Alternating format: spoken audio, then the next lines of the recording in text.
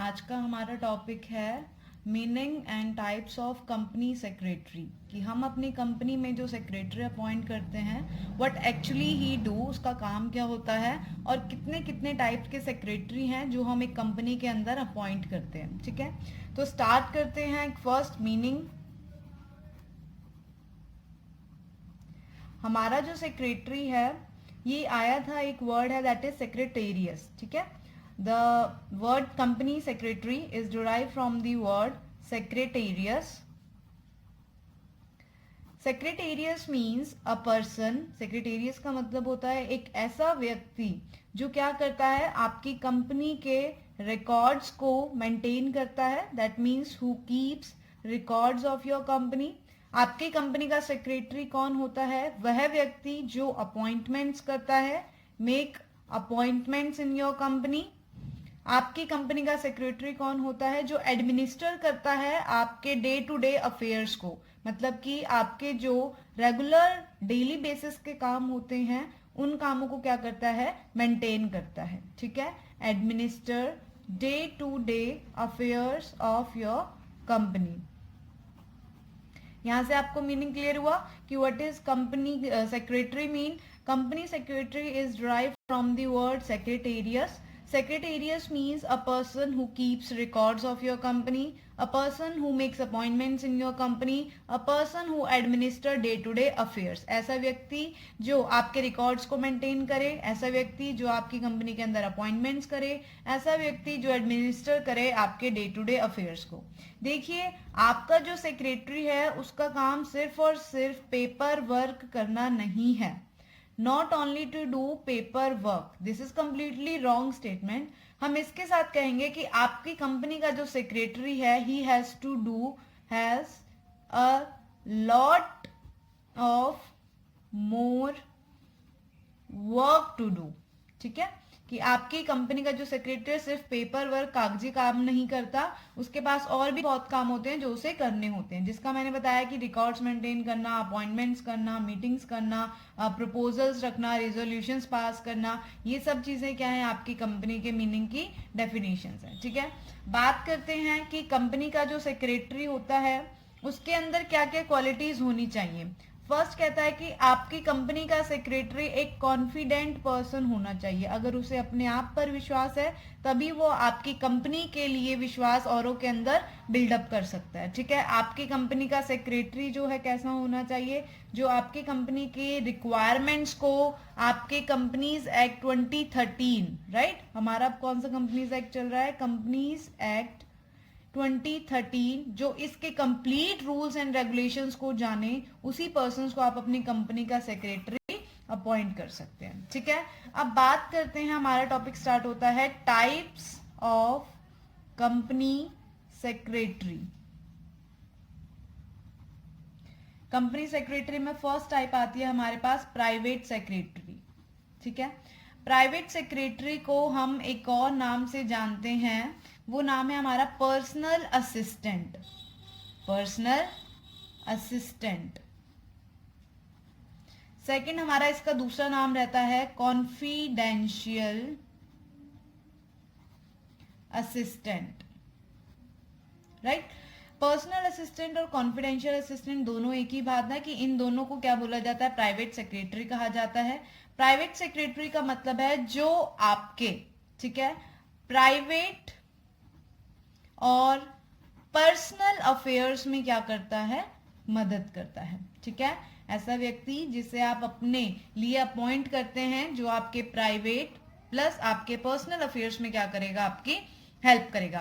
अब आपके private secretary को अपॉइंट कौन करता है? एग्जाम्पल देखिए, आपके प्राइवेट सेक्रेटरी को कोई भी इंडस्ट्रियलिस्ट अपने लिए अपॉइंट कर सकता है, कोई भी industrialist, any of lawyer, any of minister, ये सब व्यक्ति या इससे एडिशन में और भी कोई आदमी है, वो क्या करते हैं? अपनी हेल्प के लिए प्लस अपने ऑफिशियल वर्क की हेल्प के लिए एक पर्सन अपॉइंट करते हैं जिसे कहा जाता है प्राइवेट सेक्रेटरी। क्लियर है आपको फर्स्ट टाइप?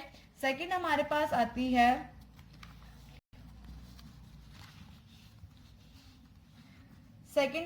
टाइप आती है secretary of N embassy.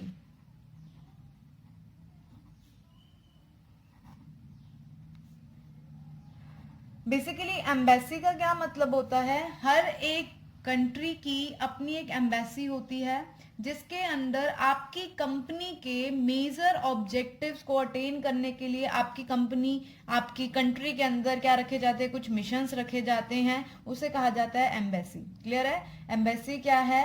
Embassy एक हाई अथॉरिटी होती है, एक हाई पर्सनैलिटी होती है जिसके अंदर हम क्या करते हैं, अपनी कंट्री के लिए कुछ ना कुछ हाई मिशंस रखते हैं। अब इन मिशंस को रखने के बाद इन मिशंस का काम कौन करेगा, तो आपकी एम्बेसी के अंदर जो फर्स्ट रैंक पर पर्सन होता है that is ambassador.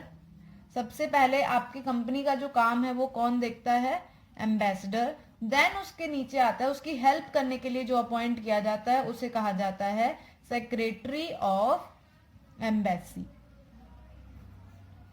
Secretary of embassy. Clear है? आपकी कंट्रीज के अंदर, किसी भी कंट्री के अंदर एक एम्बेसी होती है जो आपकी कंट्री के भले के लिए कुछ ना कुछ बड़े बड़े मिशंस रखती है।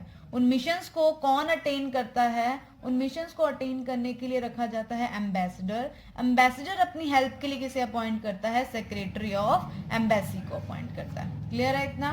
सेक्रेटरी ऑफ एम्बेसी जब अपॉइंट किया जाता है, इसका क्या काम रहता है, इसका काम होता है डे टू डे वर्क देखना अपने मिशन का। इसका फर्स्ट वर्क है day to day work of the mission, कि जो भी मिशन आपकी कंपनी ने अटेन करना है उसको रेगुलर बेसिस पे चेकआउट करना कि वेयर वी हैव रीच्ड, कि हम उस मिशन के लिए कहां पर पहुंचे हैं। ठीक है? इसका सेकंड काम क्या होता है, असिस्ट द एम्बेसडर, कि आपके एम्बेसडर को जो भी मदद चाहिए उस मिशन तक पहुंचने के लिए, या जो भी इंप्लीमेंटेशन करना है, जो भी प्लान बनाने हैं, उन सभी प्लान्स में आपका कौन मदद करेगा, आपका मदद करेगा secretary of embassy. That means उसका दूसरा काम क्या है, असिस्ट दी एम्बेसडर, की जो भी टास्क, जो भी मीटिंग्स, जो भी फंक्शन रखे जाते हैं उन सबको किसने करना है, आपके सेक्रेटरी ऑफ एम्बेसी ने करना है। ठीक है? थर्ड हमारे पास आता है मिनिस्ट्रियल सेक्रेटरी। होप आपको ये दोनों पॉइंट क्लियर हो गए हैं। मैं दोबारा रिपीट कर देती हूँ। फर्स्ट हमने पढ़ा प्राइवेट सेक्रेटरी। प्राइवेट सेक्रेटरी का मतलब होता है ऐसा व्यक्ति जिसको हम पर्सनल असिस्टेंट भी कहते हैं, कॉन्फिडेंशियल असिस्टेंट भी कहते हैं। राइट? आपका जो ये व्यक्ति है इसे कोई भी पर्सन अपॉइंट कर सकता है, कोई भी इंडस्ट्रियलिस्ट, कोई भी लॉयर, कोई भी minister, any other high personality. Right? ये अपने प्राइवेट और पर्सनल अफेयर्स के लिए प्राइवेट सेक्रेटरी को क्या करते हैं, अपॉइंट करते हैं। ठीक है? इसका काम क्या होता है, आपके डे टू डे अफेयर्स को चेकआउट करना, मीटिंग्स बुलाना, आपकी हेल्प करना, ये काम कौन करता है, आपका प्राइवेट सेक्रेटरी। देन हमने उसके बाद सेकंड पॉइंट किया है secretary of N embassy. Embassy क्या होती है, जो हर एक नेशन के अंदर प्रोवाइडेड होती है, एक ऐसी एसोसिएशन होती है जो आपकी दूसरी कंट्रीज के लिए इको फ्रेंडली रिलेशन स्टैब्लिश करने के लिए आप क्या करते हैं, कुछ ना कुछ मिशन स्टैब्लिश करते रहते हैं। उन मिशन को अचीव करने के लिए सबसे पहले आपके पास होता है ambassador.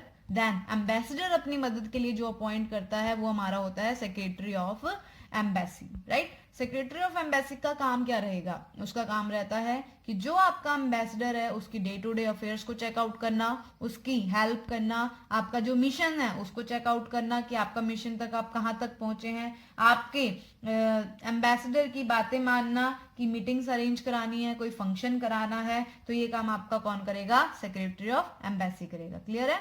Next coming to the third is ministerial secretary. हमारे पास हमारे इंडियन कॉन्स्टिट्यूशन के अंदर तीन मिनिस्ट्रीज हैं। एक हमारे पास होम मिनिस्ट्री है, एक हमारे पास फाइनेंस मिनिस्ट्री है, एक हमारे पास डिफेंस मिनिस्ट्री है। राइट? तो इन मिनिस्ट्रीज की हेल्प करने के लिए भी जो मिनिस्टर्स, सबसे पहले यहाँ पर कौन आते हैं, मिनिस्टर्स अपॉइंट किए जाते हैं हर एक मिनिस्ट्री के।